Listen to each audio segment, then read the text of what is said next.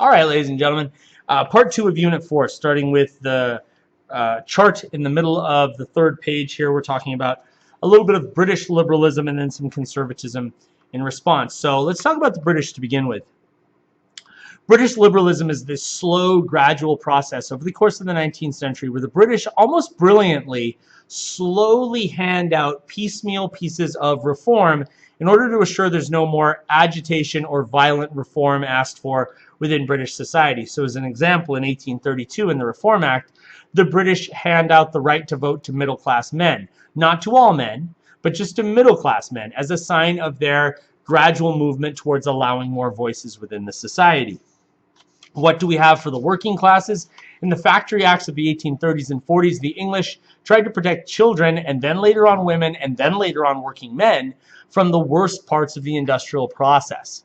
The Corn Laws are also mentioned on here. The Corn Laws are this set of laws that protect English grains by making a high tariff against foreign grains. In other words, English grains had to get to this ridiculously high price, which they almost never did, in order to allow foreign grains to come in and compete with them. As a sign of the liberal movement of England, the reform is to take away those tariffs and allow for more free trade. Now, in the 1840s, there's a massive potato famine in Ireland where millions of people die and leave Ireland. Had those Corn Laws been repealed earlier, it might have been easier for the Irish. Looking on the conservative side of things, the Decembrists. In 1825, the Tsar of Russia, Alexander I, died. He's supposed to be succeeded to the throne by his brother Constantine, but Constantine's a pretty religious man, has no interest in politics, and he defers the right to the throne to their brother Nicholas. But Constantine is the darling of a lot of people who want to see Russia go the way of liberal reform. And so this group called the Decembrists rises up in opposition to Nicholas, claiming that Constantine has been cheated out of the throne. Nicholas appeals to his friends, the Austrians, who then come in and with Russian help squash this liberal movement, right? It's good conservative stuff. We're squashing liberalism. The Chartist movement is a movement in England to try and advocate for the right to vote for all men, regardless of their economic status. Pretty radical idea there. Romanticism. A little poetry reading from Holliday. William Wordsworth wrote this. Up, up, my friend, and quit your books. Let nature be your teacher. One impulse from a vernal wood may teach you more of man, of more of evil and good than all the sages can. Enough of science and of art. Come forth and bring with you a heart.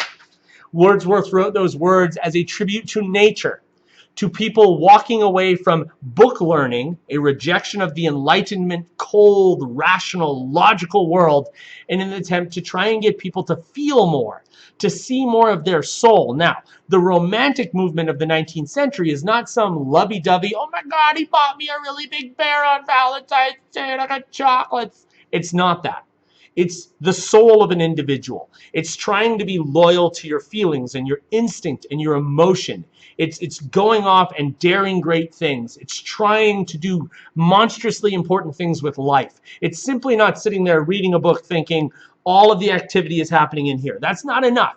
You got to get out there and satisfy your heart. You've got to feel greatly, right? This is an era of huge passions, this clash between the liberals and the conservatives, this socialist movement that's coming along. It's an age of feeling, and the Romantics capture that brilliantly. Some big Romantic folks. The first one listed here, Holliday, that looks like Goethe. That's Goethe. Wolfgang von Goethe. Goethe was a German author. I had a professor in college who used to say it like that. Sounded like he had an intestinal problem, but whatever. Goethe writes a great deal about German nationalism, about the pride, the spirit, the Volk. Ooh, dangerous terms later on down the road. The kind of rising feeling of the German people. Caspar David Friedrich is a painter who paints fantastic outdoor scenes, wonderful depictions of nature. You'll see some in class. Excellent fog, not sketchy at all. Delacroix paints these great photos of the people fighting against oppression and trying to assure a better day for themselves. You'll recognize the painting I show you. It's from the front of a Coldplay album. That's the sort of thing people recognize today, right? They're like, oh my God, Holiday, Eminem has a line about that. That's so relevant. Because he is the real Slim Shady. That's right. Flipping over the page, ladies and gentlemen, to the 1848 revolutions. In 1848, it is supposed to go down. There is supposed to be a wave of revolutions. Starting in France in the spring of 1848, Europe goes up in flames. All of the capitals of Europe, except for London, which was liberal enough, and Russia, which doesn't know any liberal at all, had major revolutions in 1848. And the kicker is that at the end of all of it, nothing really changed. The tagline for 1848 is the year history reached a turning point and failed to turn. I added the wah wah wah part at the end. But the other one is a very famous historical line about the year. A little bit of description. In 1848 in the spring, the French working classes and middle classes rose together in revolt against what they considered to be a government that didn't serve them well. Very John Locke, right? They removed the government. They created a new government, which granted the right to vote to all men, and also at the same time created these workshops in which the people of France could come and get government jobs and work and get paid by the government. And this all worked out great. And then we get to the summer of 1848. And all of a sudden, the working classes wanted more and more and more jobs. And the middle classes are like, wait a second, small government, not big government, small government. And the working classes are like, more jobs, more jobs. And they eventually clash against each other and fight. More on that later. While things are blowing up in France, meanwhile, in Austria, the Hungarians, inspired by the French, rise up against the Austrians, throw the Austrians out, create this new empire. It's like happening. This has been coming for 300 years, and here it is. And in this moment of nationalism and change, the Hungarians refuse to give any of the other minorities in the Austrian Empire, the Slovenians, the Croats, the Serbs, the Bosnians, refused to give any of them their own nationalism as well. Tried to basically repress them as the Hungarians had been repressed themselves. They didn't like that. They rose up against in rebellion against the Hungarians. Now, so in both France and in Austria, you have the forces of change fighting against each other. In France, you've got the working classes fighting against the middle classes. In Austria, you have the minority groups fighting against each other. And in that climate, the forces of the old order swoop in to take back control. Napoleon III, the nephew of Napoleon, takes over in France. More on him later. And in Austria, the Russians come to town, repaying the favor from the Decembrist revolt. Got your back. And they come in, sweep aside all the liberal reformers, and institute an even more repressive government. So 1848, the year it was supposed to change, and didn't. Louis Napoleon. Louis Napoleon comes to power in France in the chaos of the revolution in 1848. He is seen as being a darling of the middle class in the sense that he brings stability, order, and when we need to crack a few middle or working class skulls, he brings the hammer. And that's what we want. He's remembered for the reconstruction of Paris, big broad avenues, parks, very modern looking city. He's also remembered for these liberal changes in the 1860s where he allowed more responsible government and tried to make himself out to be less of an emperor and more of a constitutional monarch. The Crimean War is the last event of the unit, the last event of the semester for us. And this is why we choose this moment to end here. A little bit of background. In 1854, Russia went to war against the English and the French over a small little area in what is really Eastern Europe, nearly the Middle East, called the Crimean. It's very topical today, a big area of dispute between the Russians and the Ukrainians. The area of the Crimea was an important area for ports. The Russians are really looking to expand their stretch from their cold area, if you will, into the warm water ports of Eastern Europe. The French and the English don't want that.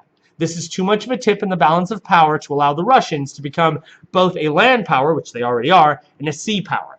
And so the French and the English go to war against Russia. Now, the Russians think that they are going to get help from the Austrians. They have been able to count on them every time before. It's been like, I got you, yeah.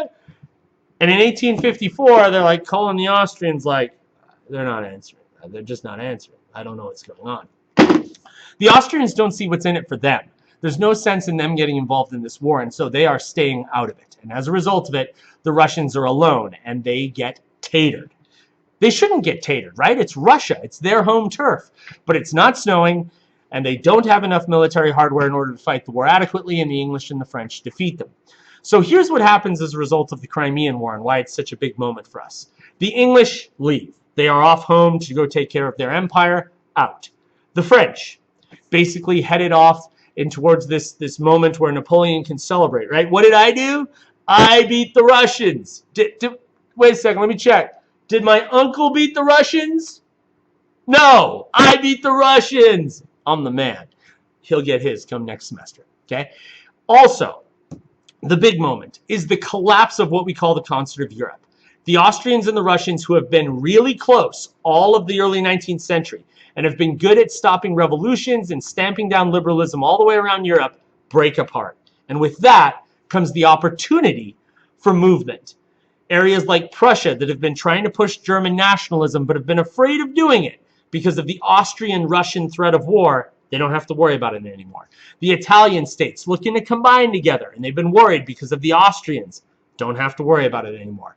When we come back from break, we're going to see the Italians and the Germans come strong at trying to be nationalist states, and the reason it happens right then is the Crimean War has broken the concert of Europe.